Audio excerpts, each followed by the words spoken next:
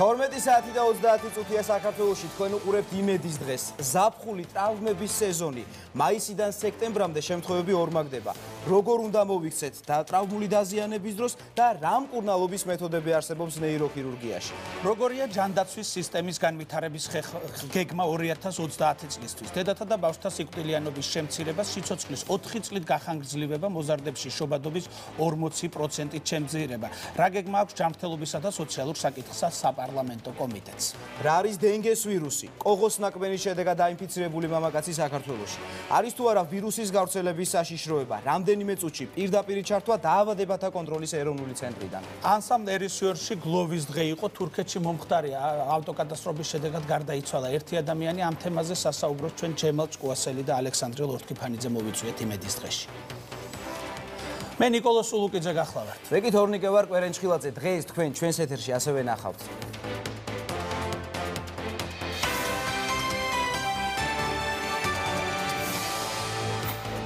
სუნელი მხოლოდ აისბერგის წვერია. რატომ ამოწმებენ ქართველ იმიგრანტებს მძიმე მეტალებზე ნიუ-იორკში, ვაშინგტონში და ამერიკის შეერთებული შტატების სხვა ქალაქებში? თიმა მითხრა რომ თქვენი საჭმელოებიო შეიცავს ტყვიასო. ამერიკაში მოღვაწე ქართველი ჟურნალისტი, რომელიც სკანდალურ თემას იკვლევს საქართველოშია.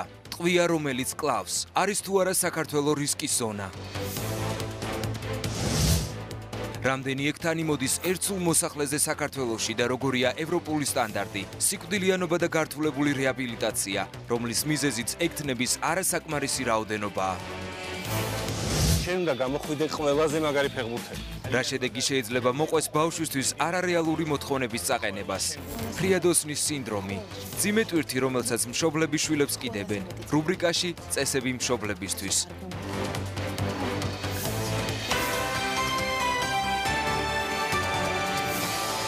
იმედის დღე აგრძელებს მუშაობას. თორნიკე, მე ამ ბოლო ძალიან მაღელვებს ხოლმე ჩვენს გადაცემაში ძალიან ხშირად საუბრობ დაბინძურებული გარემო პირობების შესახებ და ერთ-ერთი ყველაზე სახიფათო მძიმე მეტალი ტყვია გახლავთ, რომელიც ნიადაგში, საკვებში, ჰაერში ყველგან არის გაჯერებული და ის შეიძლება ჩვენი სიცოცხლისთვის სახიფათო აღმოჩნდეს და მე მცირეწლოვანი შვილი ყავს შენც და არა მარტო მცირეწლოვანი ბავშვებისთვის, ზოგადად უფროსებისთვისაც ძალიან სახიფათოა და სწორედ ამ თემაზე გავაგრძელებთ საუბარს. თუ ადრე გვეგონა რომ ტყვია მარტო შუბში მოხვედრის შემთხვევაში კლავდა, თურმე ტყვიით დაბინძურება გაცილებით მავნებელი და საზიანო და საბოლოოდ შესაძლოა მართლა ისიც სიკვდილით დასრულდეს. ამ ამბავში კარგად რომ გავერკვიოთ, მოდით იმედის დღის კლინიკის წამყვანს ბიძინა კულუმბეგოვს შევეხმიანოთ ახლა. მოგესალმებით. რამდენად სერიოზულია ეს პრობლემა. კიდევ ერთხელ გამარჯობათ. ახლობით 1 თვის წინ 30 ივნისს მოგეხსენებათ ამერიკის ჯანდაცვის დეპარტამენტმა გამოაქვეყნა საგანგაშო ინფორმაცია, რომ სუნელები, რომლებიც საქართველოსდან ექსპორტირდება და შეაქვს თქვათ ცხოვრებ ქართველებს თუ უგზავნიან, დიდი რაოდენობით დამბინძურებული არის ტყვის შემცველობით. ამ თემით დაინტერესდა ამერიკაში მოღვაწე ქართველი ჟურნალისტი მაია ქვარცხავა, რომელიც რამოდენიმე დღით არის საქართველოში ჩამოსული და ჩვენთვის საინტერესო და ამავე დროს ძალიან შემაშფოთებელი ინფორმაციაც მოგვიტანა და მოდი დავპატიჟოთ სტუდიაში და მოვსმინოთ მას ყურადღებით. მოგზანდით ქალბატონო მაია და წარმომიდგენია რა ხომ დაინტერესდა და დაიწყო ამ საკითხის კვლევა, ალბათ როგორ გახმაურდა ამერიკაში ერთი პატარა ქვეყნიდან გაგზავნილი სუნელების შედეგი, რომელთაც ესეთ ზიანი მიადგა. ხარჩო სუნელმა შეძრა მე მგონი მთელი ამერიკა და არა მარტო ამერიკა გამოძახილი და ეკო ჩვენც გავიგეთ აქ და ჩვენთანაც უკვე აქტიურად დაიწყო ამ საკითხების შესწავლა. გამარჯობათ, მოგესალმებით. რამ განაპირობა პირველ რიგში რატოც გადაწყვეტეთ რომ ესე სიღრმისეულად ჩავკითხოდით ამ საკითხს? რა თქმა უნდა, პირველ რიგში იმან რომ აქ მყავს ოჯახი, მშობლები, უამრავი ახლობელი, ბავშვები პირველ რიგში, იმიტომ რომ ყველაზე დიდი რისკის ქვეშ როგორც გავარკვიე არიან 6 წლამდე ბავშვები. ამიტომ არ შემეძლო არაფრით ამ მდგომარეობის უყურადღებოდ დატოვება და ძალიან კარგად შენიშნეთ თქვენ დასაწყისში გადაცემის, ეს არის მხოლოდ აისბერგის წვერი, იმიტომ რომ ჩვენ არ ვიცით პირველადი წყარო რა არის, სუნელში საიდან მოხვდა. საერთოდ სუნელებზე ამხელა ყურადღება ცოტა მიუღებლად მიმაჩნია, იმიტომ რომ მარტო სუნელი შემოწმდა. ხომ არ შემოწმებულა ქართული ყველი, ჩურჩხელა, რომელიც ყოველთვის ჩაგვაქვს, ემალი. ანუ ოჯახში იმ მომენტში, როცა მოვიდა ჯანდაცვის დეპარტამენტი, ქართველებს ჰქონდათ მხოლოდ სუნელი და ამიტომ არის სუნელზე ესეთი ამბავი, თორემ არანაირად არ უნდა იყოს მთელი ყურადღება სუნელზე. ჩვენთვის მთავარია დავადგინოთ, საიდან მოხდა. ჰაერში შეიძლება იყოს წყალში, შეხებითაც გადადის, ნიადაგში აუცილებლად. ამიტომ ძალიან დიდ რისკებთან გვაქვს საქმე. ამ საკითხს რო ჩაუღრმავდები, შეიძლება ღამე აღარ დაგეძინება ისეთ რაღაცას ის შემცველობა, რომელსაც შეიცავს მაგალითად ხარჯოსუნელი და მოხდა ეს ხარჯოსუნელი საჭმელში და მიიღო ადამიანმა მომაკვდინებელი შეიძლება იყოს ამდენი დოზით რაღაც მოხდება საჭმელში. არა, მომაკვდინებელი არ შეიძლება ჯერადი გამოყენების შემთხვევაში რო იყოს, მაგრამ ახლა ლაბარაკია დასაშვები ნორმების ზღურბლოვანი მაჩვენებლის ზემოთ როცაა და როცა პერმანენტულად ამას მოიხმარს ადამიანი, ქრონიკული ინტოქსიკაცია ვითარდება. ტყუის და ეხლა სწორედ იმ კლინიკურ ფორმებზე გვინდა გავამახვილოთ ჩვენ ყურადღება, მომზადებული გვაქვს ჩვენ გრაფიკი, რომელიც ეკრანზე გამოჩნდება, რა სავალალო და კლინიკური სიმპტომატიკით შეიძლება გამოვლინდეს ადამიანს ტყვით ქრონიკული მოწამვლა ბავშვის ორგანიზმში, განსაკუთრებით მისი მოხვედრის შემთხვევაში. ეს არის სმენასთან დაკავშირებული პრობლემები, მეტყველების უნართან, სწავლის უნარის დაქვეითება, ანუ გონებრივ განვითარებაზე მიუთითებს, ჰიპერეაქტიულობა და გაღიზიანებადობა, მენტალური და ფიზიკური განვითარების ზოგადი შეფერხება, თირკმელთან დაკავშირებული, მუდმივი დაღლობის სინდრომი, ანემია, ანუ სისხლნაკლებობა, ერთ-ერთი ყველაზე ხშირი მიზეზია საერთოდ ეს ტყვით ქრონიკული ინტოქსიკაცია, ანემიის განვითარების და შემდგომ ეს იმუნიტეტთან და ხშირ ავადობასთან არის მიბმული, შეფერხებული ზრდა, უმადობა, წონის კლება, მუცლის ტკივილი, ღებინება, ყაბზობა, აი შეიძლება ეს სიმპტომები კანცეროგენულია. კიბოს გამოწვევი ნივთიერებაა. ყველაფერს რომ თავი დავანებოთ, ამიტომ არაფრით არ შეიძლება და სუნელებზე კიდევ ერთხელ გავიმეორებ. 3 და 4 წლის ბავშვი რომ ჩამოდის ამერიკაში და უღებენ ანალიზს და საერთოდ არ უნდა კონდეს სისხლში, მაგრამ 10-ის ზევით, უკვე 10 ერთეულის ზევით აღრიცხვაზე აყავთ და მკურნალობენ, ხო? ბატონო, ეს საიდან წამოვიდა? თვითონ მე მაინტერესებს ეს ისტორია, თქვენ რომ მოგვიყვეთ, აი ამ ინფორმაციას ბუნებრივია თქვენ ფლობთ. აი ამერიკაში რატო მივიდნენ აი ქართველ ოჯახებში? იქ მუდმივი სკრინინგია, ყოველწლიური მოწმება, ყველას იკვლევენ თუ ემიგრანტებს იკვლევენ. აი რატომ მოხდა, რომ ჩვენ ასე ვთქვათ ამ ინფორმაციის აუცილებლად გეტყვით, უბრალოდ ამას დავამთავრებ, იმიტომ რომ 3 და 4 წლის ბავშვს, მოდი ამის ხაზგასმა მინდა ძალიან, რომ სუნელებს თავი დავანებოთ. ბავშვი 3 და 4 წლის ბავშვს ვინ აჭმევს სუნელებს, ჩემს შვილებს 16 წლამდე მგონი ფხალეულობა და ბაჟე და ესეთი სადილები არ გაუსინჯავთ. ანუ 3 და 4 წლის ბავშვი რომ ჩამოდის ამერიკაში და მას უღებენ ანალიზს და აქვს სისხლში ტყვია 10-ზე ზევით მეუნება ექიმი მაიკლ ჰანანი ბრუკლინში მუშაობს, შეგიძლიათ დაუკავშირდეთ, დაგიდასტურებთ. ყოველ მე-10 ქართველ ბავშვს აქვს მეუბნება 10, 15, 25, 45-მდე ადის ხალხო, ეს არის რაღაცა ნუ არ ვიცი, კატასტროფა. სერიოზული კრიზისია. ეხლა გიპასუხებთ როგორ აღმოჩნდა. ძირითადად ანალიზზე ქართველები მიდიან ან ორსულად არიან. ქალები და ამიტომ იღებენ საერთო ანალიზს და აუცილებლად ამოწმებენ ტყვიაზეც ორსულის სისხლს, იმიტომ რომ როგორც ირკვევა თურმე ორგანიზმში გროვდება ეს ტყვია და ორსულობის დროს გამოდის. ანუ კბილებში, ძვალში, თქვენ უკეთ გეცოდინებათ ჩემზე და ორსულობის დროს გამოყოფს ორგანიზმი და აზიანებს ნაყოფს. ამიტომ ყველა ორსულ ქალს იქ ამოწმებენ ტყვიაზე. ასევე ამოწმებენ სკოლაში მისულ ბავშვს. ბავშვი რომელიც მიდის სკოლაში აუცილებელი არის ბევრი ცნობა აცრების ჯანმრთელობის. იქ ერთ-ერთი არის ტყვის ანალიზი. აი როგორც კი ტყვიას ნახა, საერთოდ არის ძალიან კონფიდენციალური ინფორმაცია. ანალიზი ხელის მოწერების 15 ფურცელს აწერ ხელს რომ შენ ანალიზს არავინ არ ნახავს დედამიწის ზურგზე ექიმის გარდა. ჩემი სიტყვაზე ქმარი რომ მოვიდეს, ჩემი ნებართვის გარეშე იმას ვერ ნახავ. დაასრულებ უკაცრავად. როგორც კი ტყვია აღმოჩნდება სისხლში, დამთავრებულია იქ კონფიდენციალურობა, ეს ანალიზები იგზავნება ჯანდაცვის დეპარტამენტში, იმიტომ რომ ტყვია არის ერთ-ერთი უმთავრესი პრიორიტეტი ამერიკის ჯანდაცვის სისტემის. მაშინათვე მოდიან სახლში. იკვლევენ ყველაფერს, იღებენ ანალიზს ყველაფრიდან. თუ ვერ პოულობენ წყალში, საღებავებში, ავეჯის ზედაპირზე, სათამაშოებში, მაშინ გეუბნებიან, რამე ხომ არა გაქვთ ჩამოტანილი ისეთი, რასაც მაღაზიაში აქ ვერ იყიდით. ამ შემთხვევაში ეს ქართველები ყველა ერთი და იგივე სყვება ექიმის ჩათვლით.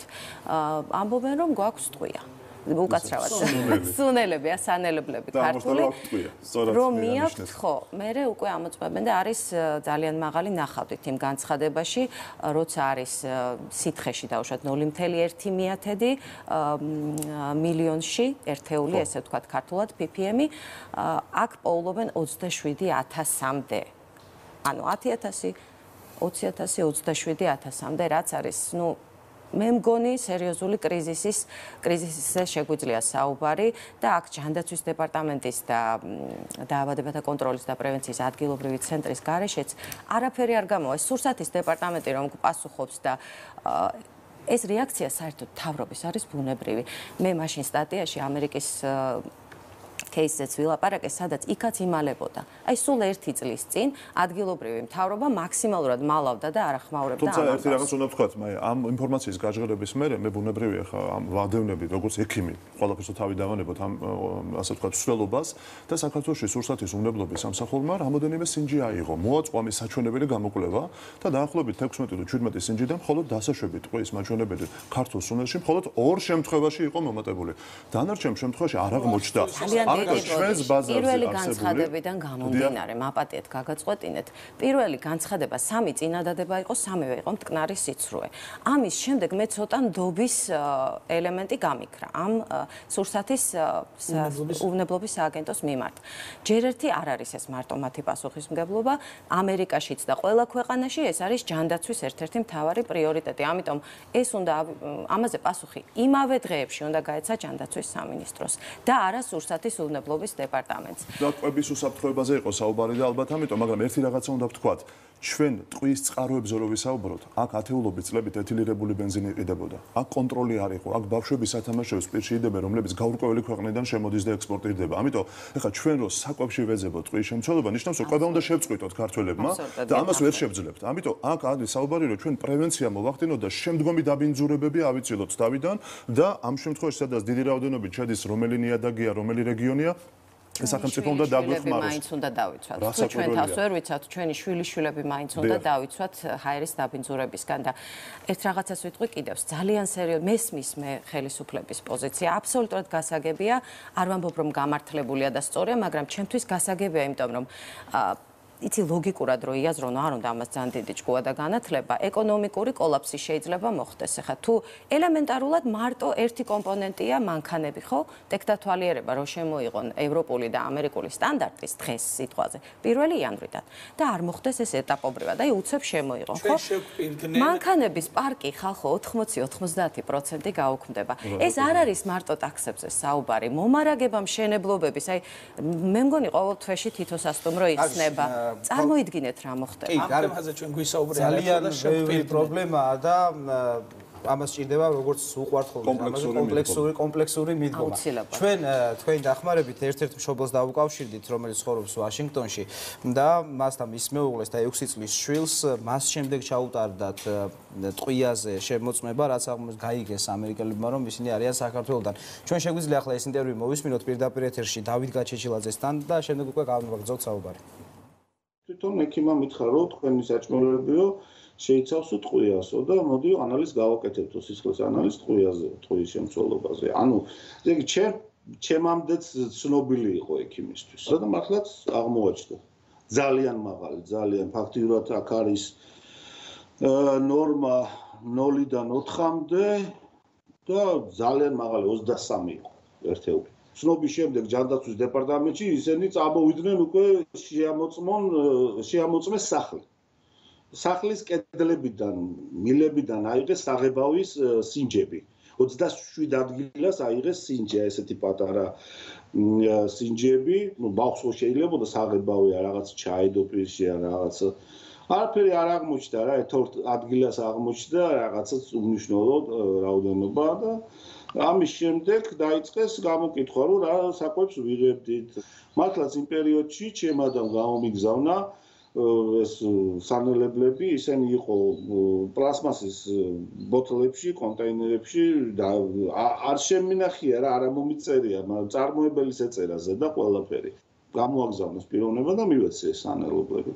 იქიდან მირეკავს რა, რამდენიმე დღეში ჯანდაცვის დეპარტამენტიდან და მეუბნება, რომ ეს ძალიან ფაქტიურად 10-ჯერ მეტი, ვიდრე ნორმა იყო, შემცველობა ჰქონდა ამ სანელებლებს და მიზეზიც ეს არის. ყველა შეგვამოწმა რა, მე ოჯახის წევრები და ყველას აღმოგვაჩნდა მაღალი რაოდენობა. მოკლევის შედეგად ხდება ერთადერთი დიეტა, რკინა, ხო.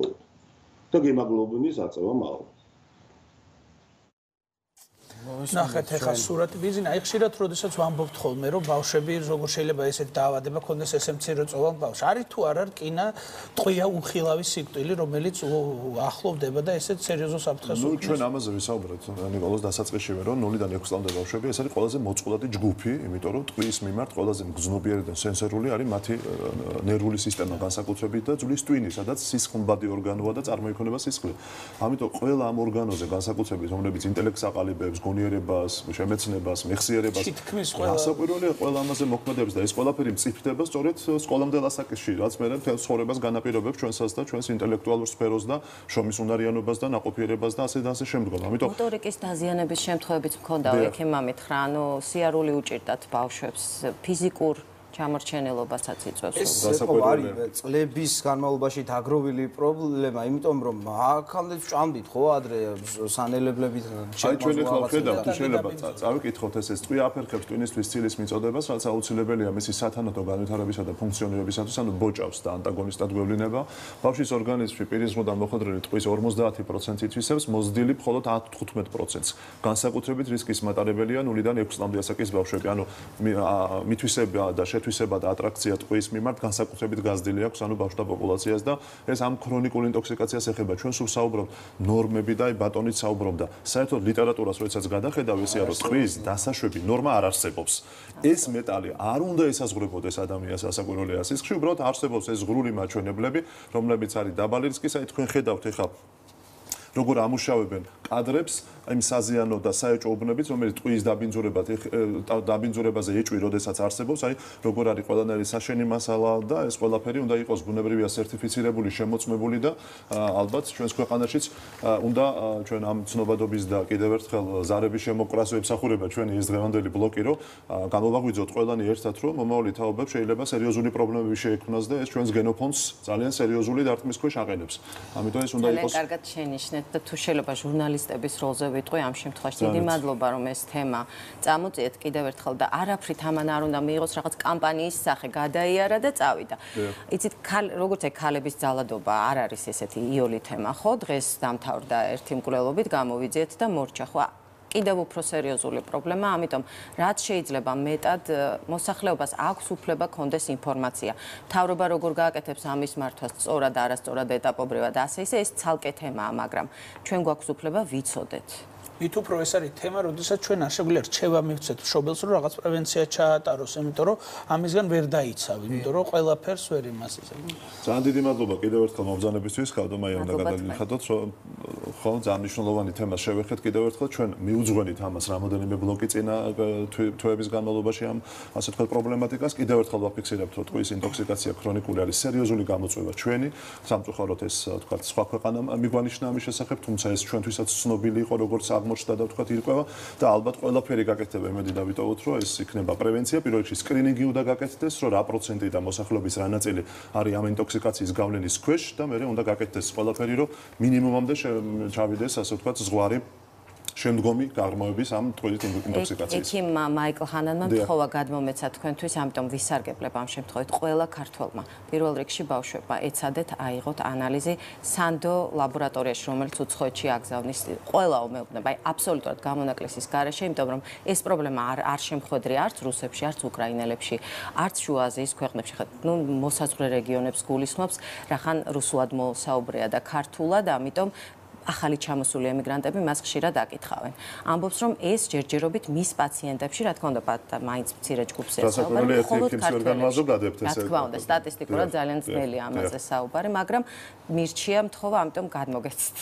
ძალიან დიდი მადლობა. გავითვალისწინებთ აუცილებლად უმეტეს ბავშვები გვყავს მე და ნიკოლოს და აუცილებლად ჩვენ მაყურებელმაც აუცილებლად გავითვალისწინეთ და ჩაიტარეთ სკრინინგი. რეკლამაზე უნდა გავიდეთ და რეკლამის შემდეგ არანაკლებ საინტერესო თემით დინგეს ვირუსზე უნდა ვისაუბროთ, რომელიც დაფიქსირდა საქართველოში. რეკლამა რამდენიმე წუთში ვართ პირდაპირ ეთერში.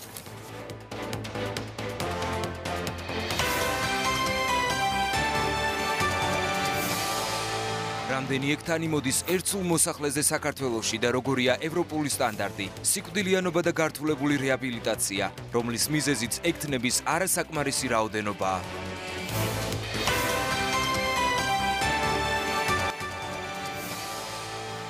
ვართ პირდაპირ ეთერში და როგორც მოგეხსენებათ, რამოდენიმე დღეა საინფორმაციო საშუალებებში ვრცელდება ინფორმაცია საქართველოში ესეთი ვირუსის, რომელსაც დინგეს ვირუსის გავრცელების შესახებ ინფორმაცია ვრცელდება. დინგეს ვირუსი თვითონ მსოფლიოში ძალიან გავრცელებულია, ეს ტროპიკულ და სუბტროპიკულ ქვეყნებში და წელიწადში 400 მილიონი ადამიანი აბადდება. მაგრამ საქართველოში მის ესეთი მასიური შემთხვევები ბუნებრივი არ არის. ჩვენ როცა პრეს-რელიზი ვნახეთ დაავადებათა კონტროლის ეროვნული ცენტრის, შარშან იყო დაფიქსირებული ზუგდიდში, ინდოეთის მოქალაქეში და წელს ახლა ბონდიში დაფიქსირდა. ამიტომ ჩვენ გვყავს სტუმარი ბატონი პაატა იმნაძე, დაავადებათა კონტროლის ეროვნული ცენტრის სამეცნიერო ხელმძღვანელი ახლა პირდაპირ ჩართვაზე და თუ შეიძლება ბატონი პაატასგან გვინდა მოვისმინოთ ინფორმაცია არსებული ვირუსის შესახებ და რა მდგომარეობაა ზოგადად ეპიდემიოლოგიასთან და რა პრევენციები შეიძლება რომ თავიდან ავიცილოთ ამ ვირუსის გავრცელებაც ქვეყანაში. ბატონო პაატა, თქვენ პირდაპირ ეთერში ხართ, გისმენთ? შუადღემშვიდობის, აბსოლუტურად სწორედ იყო ნათქვამი, რომ ჩვენ ქვეყანაში ყოველწლიურად არის თითოეულა შემთხვევა ხოლმე დინგეს ვირუსით. ეს არიან ჩვენი მოქალაქეები, რომლებიც ბრუნდებიან, თქვათ, საზღვარგარეთიდან, იყო მაგალითად შემთხვევა სამხრეთ აფრიკიდან, იყო შემთხვევა, თქვათ, სამხრეთ ამერიკიდან, აფრიკიდან, აზიის ქვეყნებიდან. და ასევე რა თქმა უნდა შეიძლება იყოს უცხოელიც რომელიც ჩამოვა ქვეყანაში და ეს არის ძალიან სტანდარტული ღონისძიება თუ ჩამოვიდა ვინმე და ან აქ გახდა ვინმე და ავათარი რა თქმა უნდა მის გარშემო ჩვენ უნდა გამოვიკვლიოთ არის თუ არა ამ დაავადების გადამტანი კოღო სწორედ იმიტომ რომ ამ დაავადების გადამტანი კოღო რამდენიმე წლის წინ პირველად იქნა აღმოჩენილი თქვა დასავლეთ საქართველოში მოგეხსენებათ უკვე 4 წელია შავი ზღვისპირა ზოლში ტარდება საკმაოდ ფართომასშტაბიანი დამუშავება კოღოს საწინააღმდეგო ღონისძიებები, ამას ერთობლივად აკეთებს სოფლის მეურნეობის სამინისტრო, ჯანდაცვის სამინისტრო და ადგილობრივი მუნიციპალიტეტები. დინგი არის მსოფლიოში, არის სამხრეთ ევროპაში, ანუ ყველა ის ქვეყანა, სადაც კლიმატური პირობები ხელს უწყობს მისი გადამტანი კოღოს არსებობას, არის შესაძლოა იყოს. დიახ, კონკრეტულად იმ შემთხვევაზე რო ვისაუბროთ, რომელიც ახლა ამ ბოლო პერიოდში დაფიქსირდა, თუ უკვე თუ გამოვიკვლიეთ რა ვითარება, საიდან, როგორ აღმოჩნდა, როგორ დაინფიცირდა ეს ადამიანი? და არის თუ არა ეს მოქალაქე? ეს კვლევა მიმდინარეობს სწორედ გასაგებია კი ყველაფერი. არა, ჩვენც არ აქვს არავითარ მნიშვნელობა ეს უცხოელი იქნება, საქართველოს მოქალაქე იქნება. ყველგან სადაც დაფიქსირდება შემთხვევა, მიმდინარეობს ხოლმე ჩვენ უფრო ის გვაინტერესებს, რომ არ მოხდეს ამ დაავადების, ასე ვთქვათ, გადატანა ამ შემთხვევიდან, ვთქვათ, ჯანმრთელ ადამიანებზე. ამიტომ სადაც კი შემთხვევა ფიქსირდება, იქ ყველგან ტარდება, ასე ვთქვათ, ენტომოლოგიური შესწავლა, ანუ არის თუ არა ის კოღო, ამას ხაზს გაუსვა, ამიტომ რომ ყველა კოღო ბევრია, ზოგს არაფერი არ გადააქვს, ზოგს რაღაცა გადააქვს, ზოგს მაგალითად ერთ კოღოს მალარია გააქვს, მაგრამ მალარიის გადამტანს დინგი არ გააქვს, დინგეს გადამტანს მალარია არ გააქვს. ანუ ჩვენ ვიცოდეთ და ამას ვსწავლობთ, სად რა, რომელი კოღოა და როგორია რისკები. იმედი მიქონიოთ ბატონ პაატა, ჯერჯერობით ეს იქნება ბოლო შემთხვევა, აღარ გაგრძელდება და მის ტირაჟირება არ მოხდება, ჩვენ კი გავაგზავნოთ ბატონ პაატას, რომელმაც დაგვამშვიდა და არ არსებობს თურმე იმის საშიშროება რომ გავრცელდეს და პრევენცია არის ის, რომ კოღოს უნდა ვებრძოლოთ ყველგან და სახელმწიფოც ამაში არის, ასე ვთქვათ, მაქსიმალურად ჩართული და ალბათ მისი გავრცელება იქნება დროზე, ასე ვთქვათ, შეჩერებული. ეხლა ჩვენ დაუბრუნდეთ გადაცემის სამნაწილის თემას, ჯანდაცვის საპარლამენტო კომიტეტმა ძალიან საინტერესო დოკუმენტი წარადგინა, რომელსაც ჯანდაცვის სისტემის განვითარების ხედვა 2030 წლისთვის ეწოდება.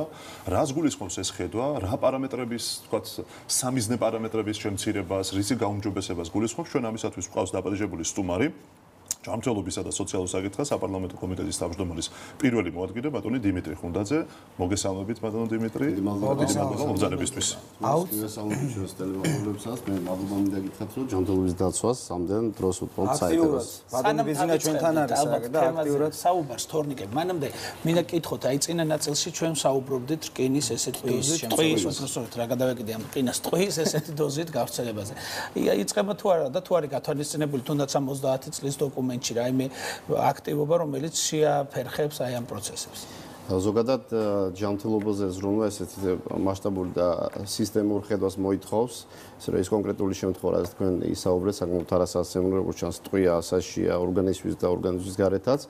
მაგრამ აქ ვფიქრობ, უნდა სხვადასხვა უწყებების თანხმობა უნდა იყოს ამ პრობლემასთან ბრძოლის წინააღმდეგ. გარემოს დაბინძურების კუთხით ალბათ მნიშვნელოვანი აქცენტებია გასაკეთებელი, იგივე ისქნება თქვა ტექტატოლიერება თუ თქვა საწავის კონტროლის მექანიზმების შემოღება, ის რომ ეს არის აბსოლუტურად რამოდენიმე სისტემის საზრუნავი, რომ ეს ხიფათი იქნას პროცესზე უკვე, იმიტომ რომ ამერიკა აქტიურად როგორც ნახეთ, საქართველოს მოქალაქეებშია ეს ყველაფერი და არ არის დაწყებული ან რა ვიცი. რადგან დაფიქსირდა ერთი მიმართულებით სახიფათო თქვა შემცველობა ტყვიისა, ალბათ არასაკმარისია, ამაზე ზრუნვა და უნდა გააქტიურდეს ყველა უწყება და ვფიქრობ, რომ ესაც იქნება ერთ-ერთი მნიშვნელოვანი სეგმენტი ზოგადად მოსახლეობის ჯანმრთელობის ზრუნვის კუთხით. დავუბრუნდეთ ამ დოკუმენტს. დავიდეთ ახლა დოკუმენტზე, რას ნიშნავს ბატონ დიმიტრი ჯანდაცვის სისტემის განვითარების ხედვა 2030? რომ მოგვიყეთ ამ დოკუმენტს. ნუ თქვენ იცით, რომ უმთავრესი პრიორიტეტი 2012 წლის შემდეგ მთავრობის იყო მოსახლეობის ჯანმრთელობის ზრუნვა და ამ კუთხით მნიშვნელოვანი აქტივობები განხორციელდა საყოველთაო ჯანდაცვის პროგრამა, ძალიან მაღალი კმაყოფილების ინდექსი მიიღო მოსახლეობაში, ჯანმრთელობის მსოფლიო ორგანიზაცია, მსოფლიო ბანკი ძალიან ისეთ მაღალ შეფასებას აძლევს ამ პროგრამას. ჩვენ ერთი ეტაპი დავასრულეთ, რომ მაქსიმალურად ხელმისაწვდომი გახდა მოსახლეობისათვის ჯანმრთელობის კუთხით სერვისები, მაგრამ რა თქმა უნდა, ხარისხობრივი მაჩვენებლების გაზრდა ეს არის ჩვენი უმთავრესი საზრუნავი, ფაქტიურად მეორე ეტაპი ამ მნიშვნელოვანი რეფორმისა და სწორედაც ამ მიმართულებით მივდივართ, მიუხედავად იმისა, რომ ჯანდაცვის ბიუჯეტი ორნახევარჯერ გაიზარდა მთლიანი შიდა პროდუქტთან მიმართებაში, მაინც ერთ-ერთი ყველაზე დაბალი მაჩვენებელია დანახარჯის კუთხით საერთო ევროპულ მაჩვენებელთან, ჩვენთან ეს არის დაახლოებით 2.9 მთლიანი შიდა პროდუქტის, მაგრამ საშუალო ევროპული მაჩვენებელი 6-7%, ზოგიერთ ქვეყანაში 10 და 15%-ს კი აღწევს, მაგრამ მე ვფიქრობ, რომ ჩვენ შეგვიძლია ჯერ ერთი უნდა ვიზრუნოთ, რომ ეტაპურად მოხდეს ჯანდაცვის დანახარჯების და დაფინანსების გაზრდა, მაგრამ რა თქმა უნდა, აქ აუცილებელია ხარისხობრივი მაჩვენებლების გაზრდასთან ერთად ხარჯთა ეფექტურობაზე და მეტი ეფექტურობის თვალსაზრისით ეს იყოს დამზუგვავი ხარჯების მხრივაც და ასევე მოსახლეობის ჯანმრთელობის ზრუნვა უნდა იყოს უპირატესად პრევენციული ხასიათის, ადრეული დიაგნოსტიკა, პრევენცია, ადრეულ ეტაპზე დაავადებების გამოვლენა და მკურნალობა და საჭიროების შემთხვევაში, რა თქმა უნდა, სტაციონარულ მკურნალობას უნდა იყოს ხელმისაწვდომი. აი ამ კუთხით ერთ-ერთი ძირითადი მიმართულება ამ დოკუმენტში არის სწორედ ის, რომ პირველადი ჯანდაცვის სექტორი უნდა გააქტიურდეს. მართალია გაიზარდა 67% პირველად ჯანდაცვის გოლში მიმართვიანობა პაციენტებისა, მაგრამ ეს არასაკმარისია. 300% არის გაზრდილი სტაციონარში მიმართვიანობა პაციენტების, ანუ ზოგადად დღეს ჩვენი მოსახლეობის 20% მიმართავს პირველად ჯანდაცვის გოლს და 80% პირდაპირ სტაციონარს. ეს არასწორია. საერთო ევროპული მაჩვენებელი არის აბსოლუტურად პირიქით. ანუ 80% უნდა მიმართავდეს პირველად ჯანდაცვის გოლს, რომ ადრეულ ეტაპზე მოხდეს დიაგნოსტირება, მაგრამ აქ გავდივართ ჩვენ იმაზე, რომ უნდა პოსტდიპლომური განათლების რეფორმა მოხდეს და აი ეს ერთ-ერთი მიმართულება ეს არის, რომ მართალია ვთქვა ჩვენ ეტაპურად გავზდით ჯანდაცვის დაფინანსებას, მაგრამ შემსრულებელი უნდა იყოს მაღალკვალიფიციური, ეს იქნება მედპერსონალი, პოსტდიპლომური უწყვეტი სამედიცინო განათლების სისტემა უნდა იყოს, იგივე ვთქვათ ლიცენზირების სისტემა, როცა ვთქვათ ექიმი ამ ეტაპზე დღესდღეობით მაგალითად მხოლოდ თეორიული ცოდნის შემოწმება ხდება, არადა არის ისეთი დარგები მედიცინაში, რომელიც პრაქტიკულ ჩვენებს მოითხოვს, მაგალითად ქირურგია, მაგალითად რეანიმაცია. ისე რომ აქ აუცილებელია დასრულეთ და რაოდენობრივადაც აი მოთხოვნა მიწოდება ასე ვთქვათ მედპერსონალისა უნდა იყოს ადეკვატური. მაგალითად დღესდღეობით წელიწადში 1800 ექიმის მიწოდება ხდება. ანუ საზოგადოებას მაღალია უზრუნველყოფა ექიმებით, მაგრამ დისბალანსია მნიშვნელოვანი ექიმების რაოდენობასა და ექიმების რაოდენობას შორის. მიზეზი რა არის ამის? მიზეზი არის ის, რომ ალბათ ისევ კვალიფიკაცია და ის, რომ თქვა დაბალი ანაზღაურება, მაგრამ ანაზღაურების გაზრდა პირდაპირ კავშირშია, რომ მაღალი ანაზღაურება აქვს მაღალი კვალიფიკაციის მედპერსონალს, ის იქნება ექიმი თუ ექთანი. დღეს ექთანი მაგალითად საერთო ევროპული მაჩვენებელი ჯანმრთელობის ორგანიზაციის რეკომენდაციით ერთ ექიმზე უნდა მოდიოდეს საშუალოდ 4 ექთანი. დღეს ჩვენთან 2 ექიმზე მოდის 1 ექთანი. ანუ ექთანს უწევს იმაზე მეტი ტვირთის აღება და მეტი სამუშაო შესრულება, ამაზე მეტი ვიდრე მას რეალურად შეუძლია, ეს უკვე ხარისხზე აისახება. და თავისთავად უკვე მოთხოვნადიც ექთნის მხრიდან საკუთარი ვთქვათ პროფესია უკვე მისთვის არასასურველი და სახარბიელო და არაშემოსავლიანი ხდება. როგორც მივხვდით ამ პროექტის და სისტემის განვითარების გეგმის მიხედვით დაგეგმილია ბიუჯეტის გაზრდაც. ეტაპობრივად ჩვენ ვგეგმავთ 2030 წლამდე მთლიანი შიდა პროდუქტის დაახლოებით 5%-იან მაჩვენებაზე გავიდეთ ჯანდაცვის კუთხით დანახარჯებისა. მაგრამ რა თქმა უნდა ამას ეკონომიკური ზრდის მაჩვენებლების თანხმედრა უნდა ვთქვათ მიყვებოდეს, თორე შეუძლებელია სხვანაირად ვთქვათ თავისთავად, მაგრამ ჩვენს პროგნოზი ეკონომიკური გუნდისა რაც გვაძლევს იმის იმედს, რომ ამ სტრატეგიის ამ მიმართულებას განავითარებთ და ფინანსური მხარდაჭერას მას ეკავებთ. ბატონ დიმიტრი, აი რო დაუბრუნდეთ იმ ძირითად პარამეტრებს, რაც აუცილებელი არის, რომ ჩვენ ახლა შევცვალოთ, ვთქვათ ამ შემთხვევაში, ანუ რა მიზნები გვაქვს.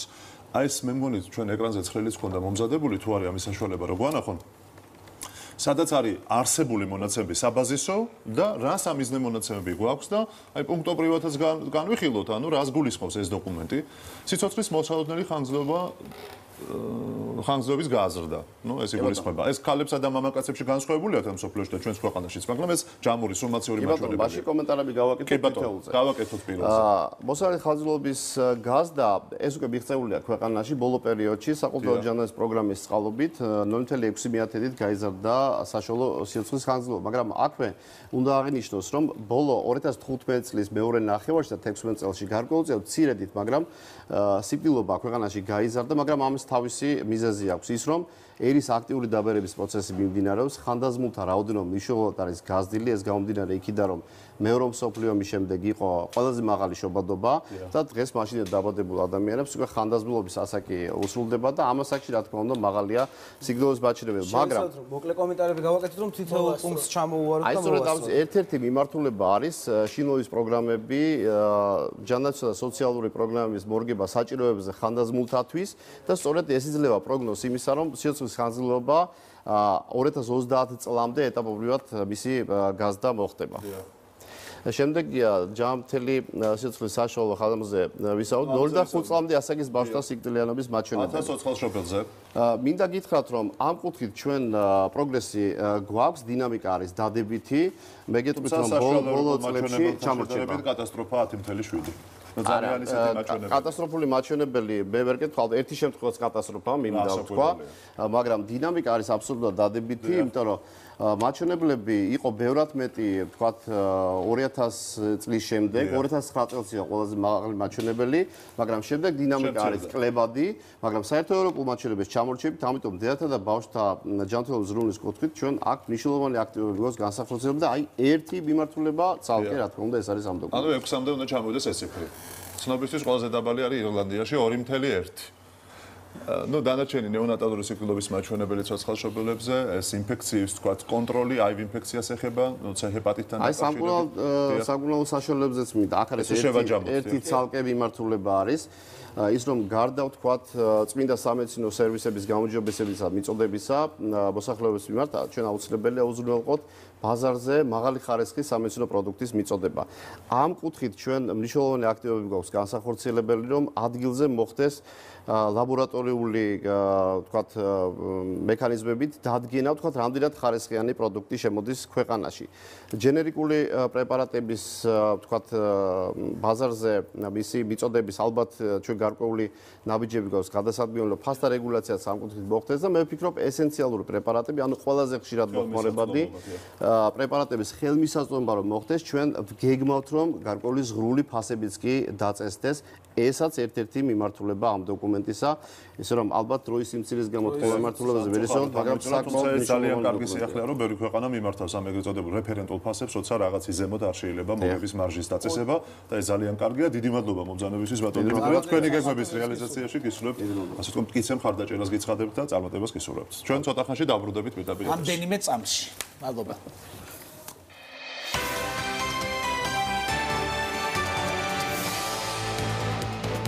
საფხული, ტრავმების სეზონი. მაისიდან სექტემბრამდე შემთხვევები ორმაგდება. როგორ უნდა მოვიქცეთ ტრავმული დაზიანების დროს და რა მკურნალობის მეთოდები არსებობს ნეიროქირურგიაში?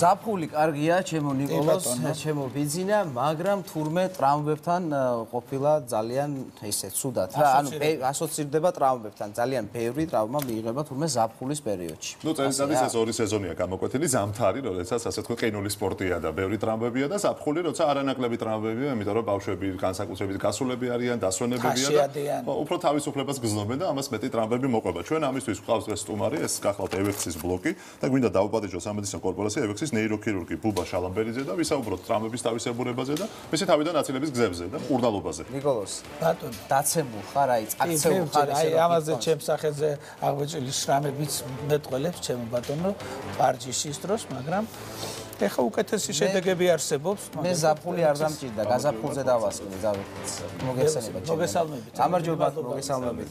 რა ხდება რატომ ზაფხულში მოცლილები ვართ, უფრო მეტი დრო გვაქვს და ხშირად ვეცემით, ვიქცევით? მივესალმები ტელემაყურებელს. პირველ რიგში ზაფხული თავისთავად ნიშნავს, რომ ამის მთავს ორგანიზმი გავშრით მხრებს და გავდივართ ქალაქგარეთ, იწყება აქტივობა. ტურიზმის სეზონი შესაბამისად მოსახლეობის აქტიურობა სახლის გარეთ უფრო მეტია. ამას მოსდევს გახშირებული ტრავმები, გადაადგილება, ტრანსპორტირება, ფიზიკური დატვირთვა, აც ზამთარშია ნაკლები თქვა, მაგრამ ზაფხულში განსაკუთრებით ხშირდება, ყოველ შემთხვევაში კი ბევრია, ასე ვთქვათ. და ამ შემთხვევაში ხა ჩვენ აი რაღაცა პრაქტიკული ღირებულება რო შეიძინოს ჩვენმა ბლოკმა. აი თქვა პირველ რიგში თქვა, აი რა აგორი თქვა ღონისძიებები უნდა გაითვალისწინოს იგივე ტრანსპორტირების თვალსაზრისით. აი თქვა მივიღეთ ტრამვად და რა უნდა ვქნათ ამ შემთხვევაში? იმობილიზაცია, დავაკვირდეთ, დავაწვინოთ, სასწრაფოსამ თითქოს მოტეხილობებზე აქვს საუბარი რა თქმა უნდა. აი რა არის ექიმის ტაქტიკა რო პირველადი ინფორმაცია მივაწოდოთ ხა ჩვენს მაყურებელს. უნდა ალბათ სწორად შეფასდეს ტრამის ხასიათი, რა სიმძიმის არის ტრავმა და რა შეიძლება მოყვეს ტრავმას. შესაბამისად აუცილებელი იქნება ეჭვით, როცა არის სერიოზული ტრავმაზე, ჩაერთოს სამედიცინო პერსონალი, ეს იქნება სასწრაფო თუ კვალიფიციური ადამიანი, ვინც იცის მინიმალური ცოდნა ვისაც აქვს და აუცილებელი იქნება სწორი ტრანსპორტირება კლინიკაში, ვინაიდან ძალიან დიდი მნიშვნელობა აქვს, ვიდრე არ ვიცით აზიანების ხარისხი, დავიცვათ დიახ იმობილიზაცია, ესე დავარქვათ.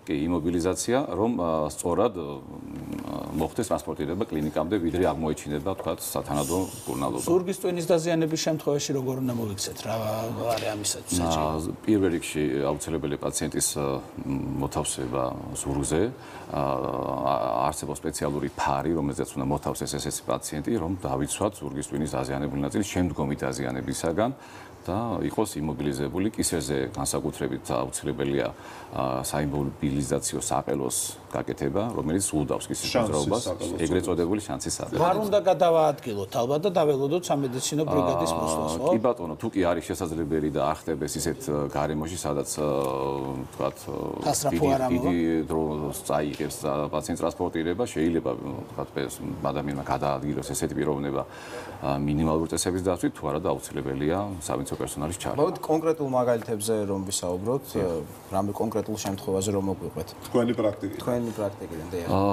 კი ბატონო, ჩვენი და არა მარტო ჩემი ნეიროქირურგიის პრაქტიკაში ხშირია ესეთი პაციენტები, რა თქმა უნდა. ნუ ამც ახლა შემიძლია გავიხსენო ბოლოს ჩატარებული რამდენიმე ოპერაცია. ყველაზე საინტერესო იყო კისრის ტრავმა, კისრის დაზიანებით ქალბატონი, რომელსაც ჩვენ ახლა ეკრანზე ხედავთ ოპერაციის შემდგომ პერიოდს. ეს არის გუნკერდის ტრავმა, ეს არის კისრის ტრავმა.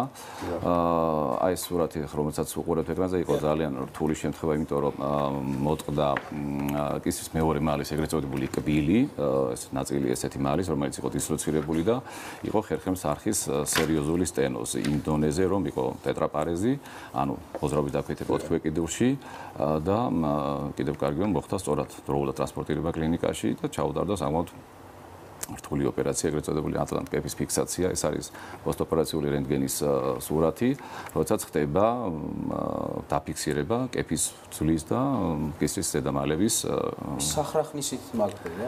ეს არის კონსტრუქცია, ეგრეთ წოდებული ფიქსატორი, დიახ, რომელიც იხრახნება ძვლის სტრუქტურებში და მუდმივად რჩება ადამიანის ორგანიზმში. ამ შემთხვევაში ალბათ მუდმივად დარჩება, დიახ. გულმკერდის ტრამვის შემთხვევაც იყო, ხო, იმაზეც ეს არის სხვათაშორის უცხოელი ქალბატონი ზამთრის პერიოდში იყო გულმკერდის P6 მალის მოტეხილობა, კომპრესიული მოტეხილობა ეგრეთ წოდებული, საბინიეროდ ნევროლოგიური გართულების გარეშე, ვინაიდან თხილამურებით რეალიზმის ჩამოვარდა, დაინტრა, კი ბატონო, და ჩაუტარდა ეგრეთ წოდებული ტრანსმედიკულური ფიქსაცია, ამდენიმე დღეში გააქტიურდა პაციენტი, გაეწერა ფინაზე. მედიცინა ვითარდება, ხო? რამდენიმე დღეში იბრძანეთ? რამდენიმე დღეში. მართლა? რამდენიმე დღეში ძალიან კარგია მედიცინა. იმიტომ რომ თანამედროვე მედიცინაში ძალიან მნიშვნელოვანია სიცოცხლის ხარისხი და რა თქმა უნდა აქტივობა ფიზიკური. შესაბამისად ყველაფერი კეთდება იმისთვის რომ ნაადრევად მოხდეს პაციენტის გააქტიურება, სიცოცხლის რეჟიმის ხარისხის გაუმჯობესება და დაბრუნება ჩვეულ რეჟიმში. აქ ამაზე მიდის სერიოზული მუშაობა. ეს იმპლანტები, რომლებიც დავარქვათ იმპლანტები, მიმართულია ზუსტად იმისკენ, რომ მოხდეს სტაბილიზაცია, თქვათ, ხერხემლის არხის ან სპინალური არხის დეკომპრესია და გააქტიურება ნაადრევად პაციენტს. შეიძლება ხა ეს მოტეხილობა ესეც შეხორცდეს, თუ იწვევა პაციენტი დაახლოებით 3 თვე, 2 თვე, 3 თვე, მოგეხსენება ძალიან ძნელია იწვევს აწელში და ისიც არ იცი როგორც დამთავრდება საერთო ჯამში. პლუს ის არის რომ ხდება სტაბილიზაცია ხერხემლის არხის, ანუ რისკი შემდგომი ზეწოლის ზურგის ტვინზე და ნევრულ ფესვებზე არის მინიმალური, კი არა პრაქტიკულად ნულის ტოლი და ხდება რამდენიმე დღეში გააქტიურება პაციენტის და ესენი დადიან ამ ფიქსატორებით, მოძრაობენ, ცხოვრობენ და უბრუნდებიან ჩვეულ რიტმს. თუ რა თქმა უნდა ნევროლოგიური სერიოზული გართულებები არ არის. ყველანაირი ფიქსატორი არსებობს, მე დამჭირდა და ყველა თითის, ყველა ზომის, ყველა მალაზე დასამაგრებელი, ასე რომ თავარი არ დაგჭირდეს თორე თუ დაგჭირდა ამის შოვნა პრობლემა ნამდვილად არის. თუ დაგჭირდებათ მოხედავთ. კი ბატონო, მე თორნიკე არის ხიფათიანი. კი, მე ვარ ამ ბოლდროს ძალიან ბევრ რაღაც ხიფათს ვაწყდები. ანუ მამთავრებ გადაცემის რეზუმე უნდა გავაკეთოთ, ხო? დიდი მადლობა. ალბათ მე ვფიქრობ, რომ სიფრთხილე არის ყველაზე კარგი გამოსავალი, რომ არ დაგჭირდეს ამ ტიპის ფიქსატორების დამაგრება, იმიტომ რომ ყველაზე კარგი ეს არის, თუმცა არსებობს ეს მეთოდები მედიცინაში და თანამედროვე მედიცინა, ასე ვთქვათ, მაქსიმალურად ცდილობს, რომ ეს დანაკარგების, სკოლის, შრომის ეს მინიმუმამდე დაიყვანოს. ეს ზაფხულში უკაცრავად იქნება პრობლემა ვიხრივ, რომ ძალიან ბევრი სიმაღლიდან და ხიდან ჩამოვარდა ხისტოტი, წინაგვირაში ჰქონდა მსგავსი ოპერაცია, წყალში ხტომა, სამწუხაროდ კისრის ტრავმებია ძალიან ბევრი, როდესაც შეიძლება არაფრიზა მდგომარეობაში ხტებიან წყალში, არ არის საკმარისი სიხრმე, ძალიან ხშირია ზაფხულში, განსაკუთრებით ახალგაზრდა მოჟარდებში და საკმაოდ სერიოზულ ტრავმებს იღებენ ხოლმე კისრის ტრავმებს. მაშინ მაყურებელი კი, ვერიდოთ ტრავმებს და ორი ხეა ყველაზე მეტად სახიფათო, რომელიც იხლიჩება, ლეღვი იხლიჩება და კარალიოკი ხდება. დანარჩენზე შეგვიძლია უფრო თამამად ვიყოთ. ესეთი რო ყემალიც ასევე. ყემალიც ყველა კისერი და სწორად გამართეთ აბსოლუტურად. კისერი და კიჩხი გიტეხია გულიაში არის ასეთი წევა და ვაი და თუ მოგევიდათ ასეთი შემთხვევა, უკვე იცით რომ მედიცინა იმ დონეზეა მესული, რომ სპეციალური ფიქსატორებით შეგიძლიათ თამამად ახვიდეთ შემდეგ ნეიროქირურგიის დახმარებით და კორპორაციები იძლევა ამის შესაძლებლობას და დიდი მადლობა კიდევ ერთხელ მობრძანებისთვის და სტუმრობისთვის. დიდი მადლობა წარმატებებს გისურვებთ. კი ბატონო, შემდეგი თემა უნდა წარვადგინოთ. სულ ცოტა ხანში ჩვენ თიკა წერეთელი შემოგვერთება, რომელიც ისაუბრებს ძალიან საინტერესო თემაზე, როგორ უნდა ვიურთიერთობოთ ბავშვებთან, არ უნდა უთხრა, რომ გენიოსი უნდა იყო და ბრძენიო, რისი შესაძლებლობებიც აქვს, ის უნდა წაუხალისოთ. მოკლედ, რამდენიმე წუთში თიკასთან ერთად დაგიბრუნდებით. ბიძინა ექიმს კი დროებით ვემშვიდობებით. ახლომდის. მადლობა.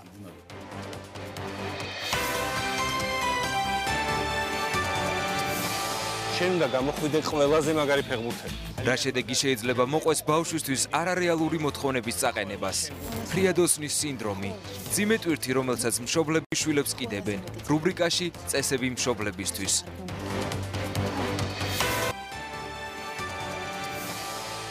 დაუბრუნდით პირდაპირ ეთერში, თქვენ უყურებთ იმედის დღეს. ალბათ ბავშვობაში ნიკოლოს ყველა მშობელი შვილს თხოვს, რომ ყველაფერი უნდა გააკეთოს ზედმიწევნით კარგად, ის უნდა იყოს საუკეთესო და რა მე მგონი შენი შვილი ესე უნდა სწავლობდეს, უნდა არ უნდა უთხრა ის ურჩევნია მამულსაო. შენ შემთხვევაში როგორ იყო? არა, მე პატიოსნად ვაკეთებდი, მაგრამ აი დიდი იმით ვერ გამოვირჩეოდი სკოლაში სწავლის დროს, მაგრამ რაც შემეძლო ვაკეთებდი და მეცაც არ მთხოვდნენ ჩემი მშობლები. მოდი გავარკვიოთ, რა გავლენა შეიძლება მოახდინოს ბავშვზე იმან, რომ მშობელი მისგან ითხოვს მაქსიმუმს. კი ბატონო. თიკა წერეთელი, წესები მშობლებისთვის. უნდა წარვადგინოთ, რადგან თიკა მიცის ეს ამბავი ჩვენზე კარგად. ხუთშაბათი დღე, რომელიც ყველას ძალიან გვიყვარს, იმიტომ რომ ძალიან ბევრ საინტერესოს ვიგებთ თიკასგან. თიკა, გამარჯობა. გამარჯობა, დღევანდელი სიუჟეტის თემა იქნება ნამდვილად წარჩინებულის, ანუ ფრიადოსნის სინდრომი, რომელიც პერფექციონიზმის სახელით არის ცნობილი. თქვენ სწორად თქვით, ის ფრაზები, რომლებსაც ძალიან ხშირად ეუბნებიან ხოლმე მშობლების შვილებს, რომ შენ უნდა იყო ყველაზე კარგი და ჩვენი ოჯახის შვილს 10-ზე ნაკლები ნიშანი არ შეეფერება. ეს ამ იმაზე ვისაუბრებთ, თუ რა ტვირთად შეიძლება გახდეს ეს ყველაფერი ბავშვისთვის. ჩვენი გადაცემის სტუმარი იქნება ბავშვთა ფსიქოლოგი ნატა მეფარიშვილი. ახლა კი ვნახოთ სიუჟეტი, სადაც გაჟღერებული იქნება ჩვენთვის ყველასთვის ძალიან კარგად ნაცნობი ფრაზები, რომლებიც არც თუ ისე სასარგებლოდ აისახება ბავშვის ფსიქიკაზე.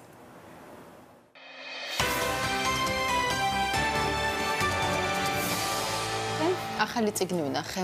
ჯობია რომ ზაფხული ამ წიგნის კითხვით დაიწყო. ამას რომ მორჩები, მე კიდევ ვნახავ რაღაც სხვას. ხომ იცი, ამ ზაფხულს ძალიან ბევრი წიგნი უნდა წაიკითხო. სექტემბერში სკოლაში რომ დაბრუნდები, ყველაზე მეტი წიგნი უნდა გქონდეს წაკითხული. ყველას უნდა აჭარო. ყველა შენქებაში იქნება და მეც ბედნიერი ვიქნები. ხო, კაი, წავიკითხო. სამაგალითო უნდა იყო ყველასთვის, განსაკუთრებით შენიდებისთვის. ყველაზე კარგად უნდა ისწავლო. 10-ზე ნაკლები ნიშანი არ დამანახო. დედა შენის და მამა შენის შულს შენ არ შეგეფერება, რომ სხვა ნიშანი მიიღო. კარგი რეხა მაგაზე ნერვიულობა არ გას. რა მოხდა, როიანი მიიღე, რა მოხდა მე? 10-იანების მიღება სულაც არ განსაზღვრავს შენ ცოდნას. ხან მიიღებ 10-იანს, ხან როიანს მიიღებ. მაგაში ტრაგედია არ არის. ყოველთვის ყველაფერში მოგებული ვერ იქნები და ყოველთვის ყველაფერი საუკეთესოდ არ გამოგივა. მთავარი აქ არის, რომ შენ ცდილობ. მიმჯერა შენი. ადამიანები განსხვავებულები ვართ ერთმანეთისაგან. ზოგს მეტად გამოსდის მათემატიკა, ზოგს ინგლისური. შენ სამაგიეროდ სპორტი გამოგდის გადასარევად. ყველაფერი გამოსწორებადია. არ ღირს მაგაზე ნერვიულობა. დაგეხმარები, ერთად მოვიფიქროთ, ყველაფერს გამოვასწორებთ.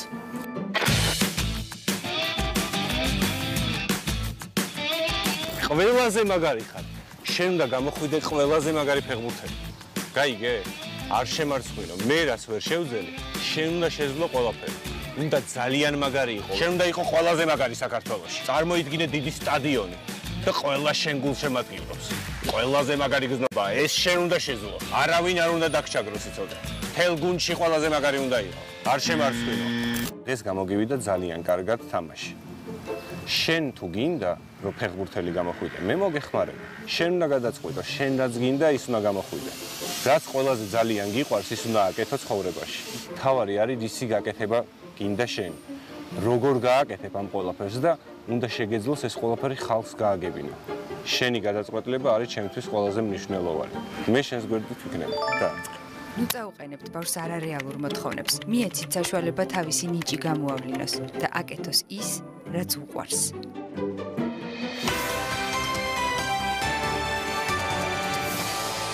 ხარ საუკეთესო ჟურნალისტი, შენ ხარ ყველაზე მაგარი ჟურნალისტი. შენ ახლა ისე უნდა გაგვაცნო ეს ახალი ამბავი და ეს ინფორმაცია, რომ არ ვიცი, ყველა დარჩეს გაოცებული. ველოდებით. ძალიან ძიმე ტვირთი ამ კიდე ამით თორნიკე, ძალიან დიდ პასუხისმგებლობა.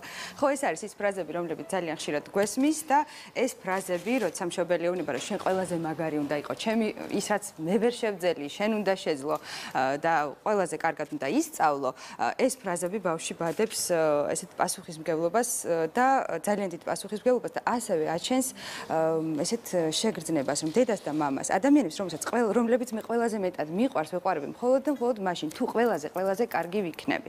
და წარმოიდგინეთ, ეს რამდენად რთულია უკვე ბავშვისთვის, მაშინ, როდესაც მშობლებს უნდა უყვარდეთ ნებისმიერ შემთხვევაში და ბავშვებს უნდა ჰქონდეთ იმის შეგრძნება, რომ დედას და მამას ყოველთვის ვეყვარები.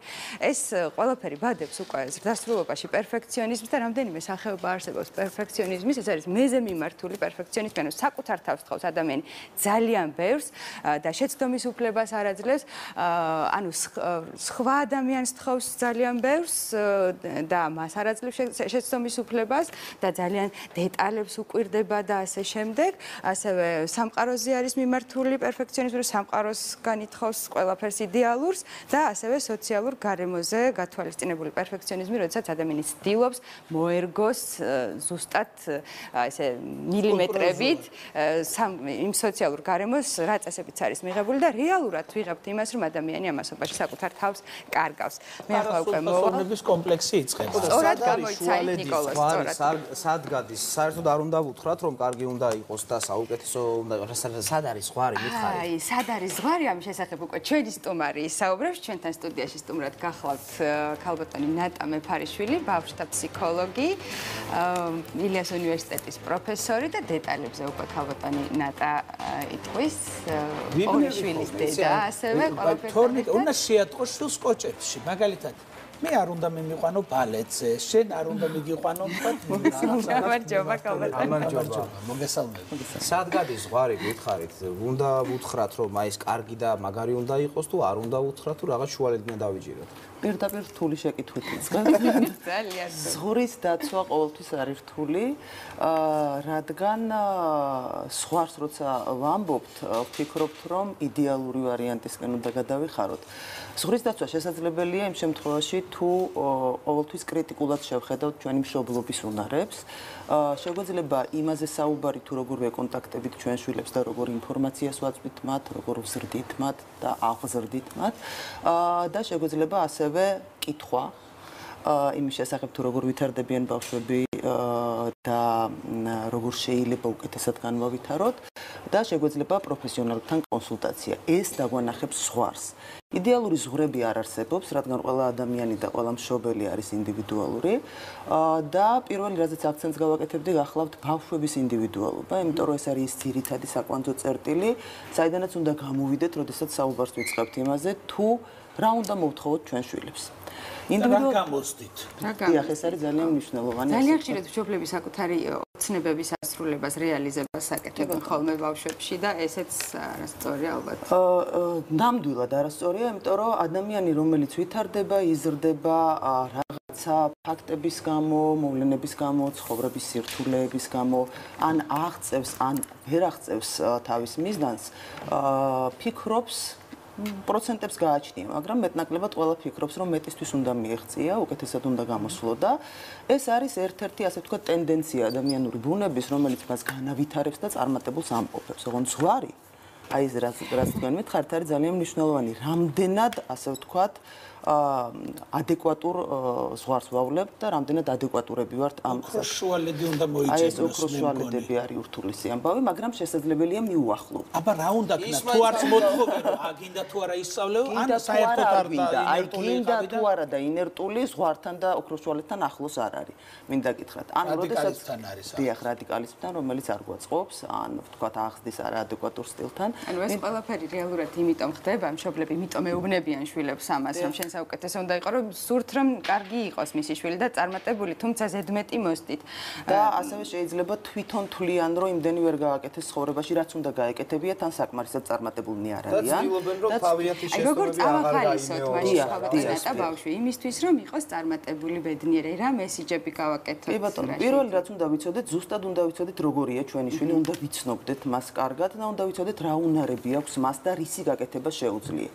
ინდივიდუალიზმი როცა ვახსენე, ვიგულისხმევ ადამიანები უნარებით და შესაძლებლობებით ერთმანეთისგან განსხვავდებიან. იმის ცოდნა სხვადასხვა ასაკში თუ რა შესაძლებლობის და რა უნარის მქონია ჩემი შვილი, განსაზღვრავს ადეკვატურ, ასე ვთქვათ, რეპლიკებს და იმას თუ როდის უნდა წავახალისოთ. ვიცით უნარები, ხო? რა უნარები აქვს? აუცილებლად ვითვალისწინებთ ასაკს, იმიტომ რომ ბავშვები ასაკის მიხედვით განსხვავდებიან უნარებისა და შესაძლებლობების თვალსაზრისით და მნიშვნელოვანია რომ ასაკი არასოდეს დაგვავიწყდეს და შემდეგ უკვე ძალიან მნიშვნელოვანია თქვენ სიუჟეტში იყო აქცენტი, როდესაც მამა ეუბნებოდა რომ მნიშვნელოვანია შენ რა გინდა, მე ძალიან მინდა ფეხბურთელი გამოხვიდე, მაგრამ მთავარია შენ რა გინდა. შენ რა გინდა პრინციპი არის ყველაზე მთავარი, რაც ადამიანმა უნდა განახორციელოს და რაც უნდა ასწავლოს ბავშვ-მშობელმა დაბადებიდან, იმიტომ რომ ვიყო რეალიზებული პრინციპში ნიშნავს იმას, რაც მინდა იმას ვაკეთებდე და არა იმას, რომ ვაკეთებდე იმას, რასაც საზოგადოება ან მშობელი ან პედაგოგი მიკვეთავს. ანუ კეთების პროცესი იყოს სიამოვნება და არა მაინც და მაინც ის რომ პირველი ვიყო. დიახ, იცით რა ეს პირველობითი მინდა გითხრათ. იმიტომ რომ პირველობის სტანდარტებს ხშირად საზოგადოება გვიკვეთავს. თავს და მინდა გითხრათ, რომ ყოველთვის მართალი შეიძლება ვერ იყოს საზოგადოება. გააჩნია საზოგადოებას, ნებისმიერი საზოგადოება ერთმანეთისგან განსხვავდება. ისტორიული რაკურსით თუ შევხედავთ, შეიძლება საზოგადოების განვითარების დონე კონკრეტულ მომენტში არც თუ ისე სახარბიელო იყოს, ამიტომ სტანდარტები შეიძლება იყოს დეფექტური, არაეფექტური და ასე შემდეგ. ამიტომ ძალიან ფრთხილად უნდა ვიყოთ.